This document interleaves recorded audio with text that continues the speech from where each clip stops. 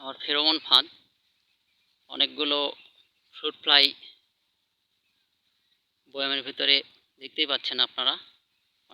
অনেকগুলো fruit fly মারা গেছে এবং আরও অনেকগুলো ভিতরে ঢুকে আছে অলরেডি। এই যে উঠছে দেখেন, ভিতরে অনেকগুলো ফ্রুট ফ্লাই, বাচ্চা ফ্রুট ফ্লাই দেখা যাচ্ছে, এখনও যেগুলো বড় হয়নি আর কি। এই দেখেন কি পরিমাণ,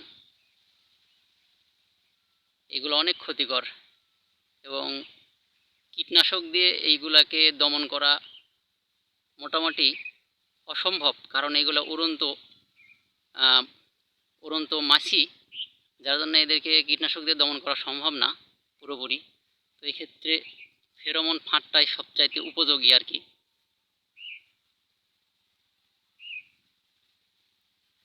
যে প্রায় 2 থেকে 300 হবে এরকম, বা তারও বেশি ফ্রুট ফ্লাই মারা গেছে। আমার এটা 13 শতক জমি। এই জমিতে মোট 5টা ফেরোমন ফাঁদ দেওয়া আছে। এর পরেরগুলোর কি অবস্থা একটু দেখব আমরা।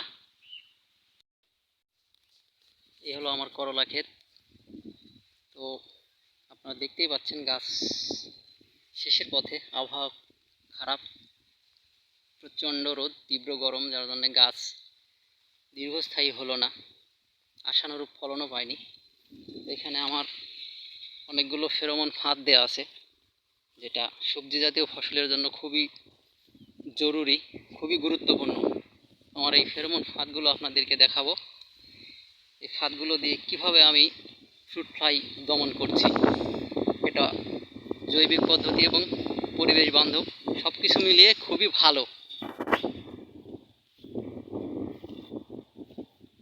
যে আমার ফেরোমন ফাঁদ,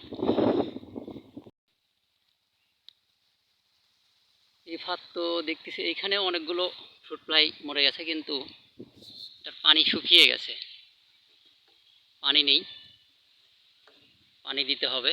পানি দিলে আবার অনেকগুলো এখানে ফ্রুট ফ্লাই দেখা যাচ্ছে, তবে পানি না থাকার কারণে এটা আর কাজ করবে না, এটাতে এখন পানি দিতে হবে। এটারও একই অবস্থা, পানি শুকিয়ে গেছে, তবে কয়েকশো ফ্রুট ফ্লাই মরে গেছে, এটাতেও দেখা যাচ্ছে। আসলে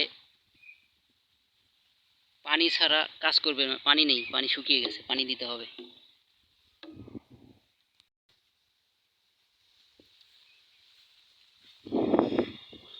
এটাতে পানি আছে, অনেকগুলো ফ্রুট ফ্লাই, যেটা সবজির জন্য সবচেয়ে বেশি ক্ষতিকর।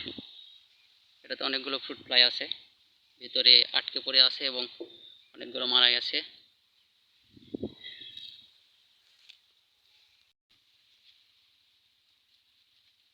এটা আমার সর্বশেষ ফেরোমন ফাঁদ। এটারও কি অবস্থা, একই অবস্থা দেখছি, পানি নেই, পানি দিতে হবে।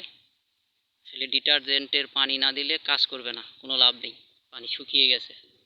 দেখতে পাচ্ছেন কয়েকশো ফ্রুট ফ্লাই মরে পড়ে আছে ভেতরে, ফাঁদের ভেতরে। তো সবজির জন্য এটা এতটাই ক্ষতিকর, আপনার সবজির 70% নষ্ট করে ফেলবে যদি এই ফ্রুট ফ্লাই নিয়ন্ত্রণ করতে না পারেন।